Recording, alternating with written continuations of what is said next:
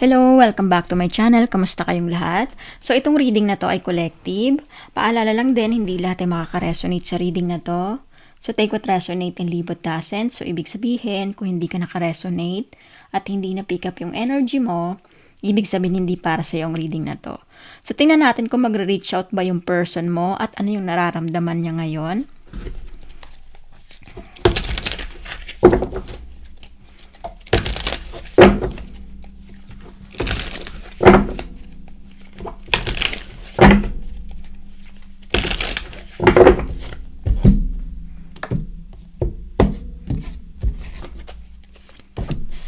Nine of Pentacles, the Lovers, Four of Wands, the Fool, Six of Pentacles, Two of Swords, Page of Swords.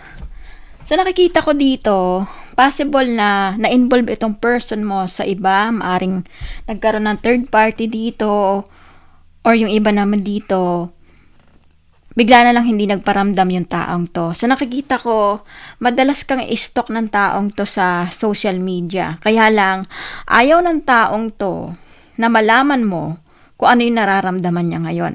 So nakikita ko dito, tinatry ng taong to or pinapakita niya sa post niya sa social media na happy siya.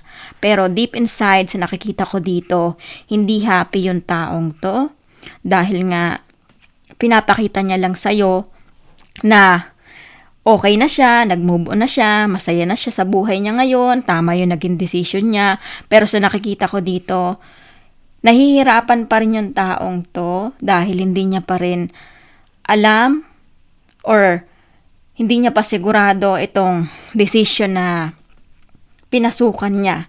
Dahil sa nakikita ko, itong relationship na ito, maaring pinapakita niya lang sa'yo para masaktan ka. Ito yung nakikita ko dito. Pero madalas ang pag-stalk ng taong to sa social media mo. Kumbaga, inaalam ng taong to kung ano ba yung mga post mo. Maaring meron nang nai-involve sa yung iba. So, siguro sa pakiramdam ng taong to is ipapakita niya rin sa'yo na masaya rin siya dito sa bagong karelasyon niya. Sa nakikita ko dito, masyadong mataas yung pride ng taong to. Ayaw niyang malaman mo na ito yung nararamdaman niya. Pero sa nakikita ko dito, meron pa rin feelings yung taong to para sa'yo.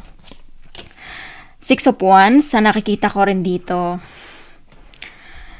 tinatry ng taong to na mag-focus ngayon sa sarili niya. Kumbaga, ipakita sa'yo na okay na siya, wala na siyang pakialam, kumbaga, nakapokus na siya sa future niya, maaring hindi kayo nagkaintindihan, maaring ikaw yung biglang hindi nagparamdam, or depende sa situation nyo. Maaring ito yung taong, maaring ito ay ibinirake nyo at nasaktan yung taong to. So, bumaba yung confidence. Ngayon, sa nakikita ko dito, maaring na-change yung pag-iisip mo na nag-e-expect ka pa rin na bumalik yung taong to. So, sa nakikita ko dito, ngayon, nagmamataas yung taong to kasi gusto niyang habulin mo siya. So, depende sa inyong situation. Pero, sa nakikita ko dito, pinapakita ng taong to or gusto niyang malaman mo na hindi na siya babalik sa'yo. So, ito yung nakikita ko na pinipilit pa rin ng taong to na mag-focus dito sa current situation niya. Pero, hindi niya sigurado dahil nga meron pang nararamdaman itong taong to para sa iyo. Page of Pentacles, nakikita ko rin dito.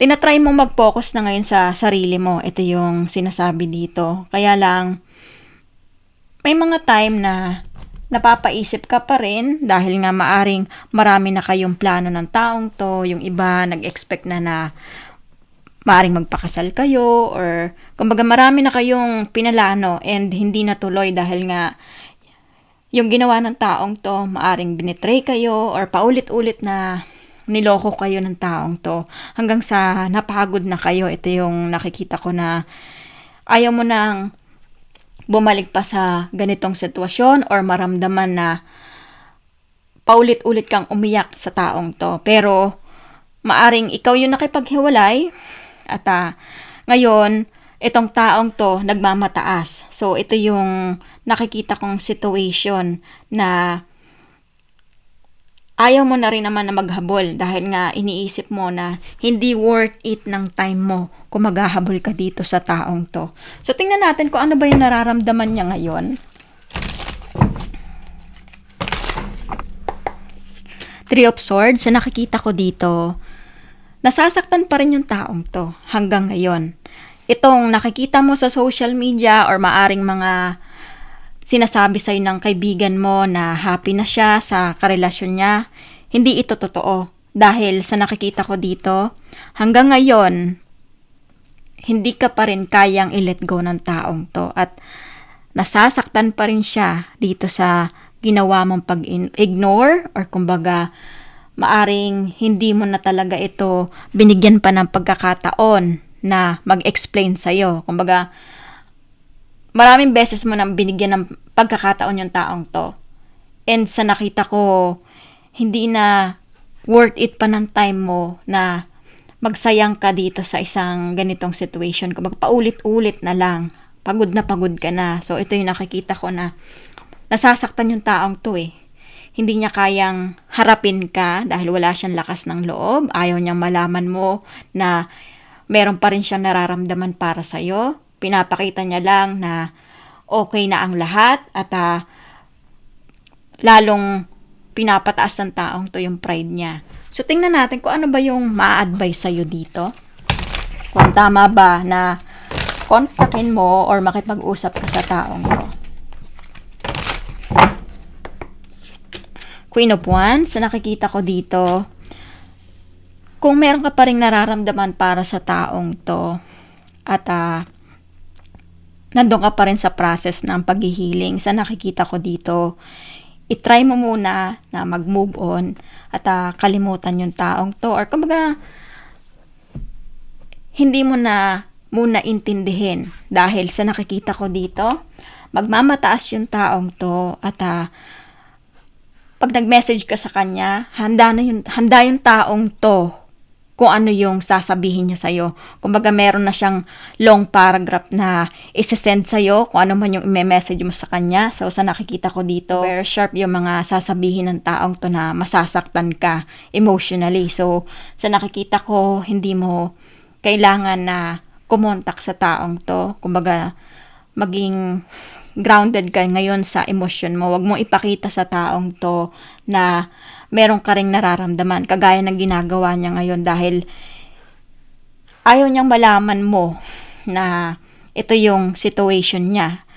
Pero itong relationship na pinasukan niya, hindi ito happy. Ito yung nakikita ko dahil simula na naghiwalay kayo ng taong to, sa energy na nakikita ko dito, hindi pa rin siya nakarecover. Kumbaga, nakukumpara ka pa rin dito sa bagong karelasyon niya. So, ito yung nakikita ko na situation ng taong to. So, possible na meron kayong kadiling na fire, meron ding air, meron ding earth. So, ito lang yung message na nakikita ko at kung naka-resonate kayo sa reading na to, huwag niyong kalimutan mag-like at comment at huwag niyo rin kalimutan mag-subscribe sa aking channel at maraming salamat ulit at see you soon.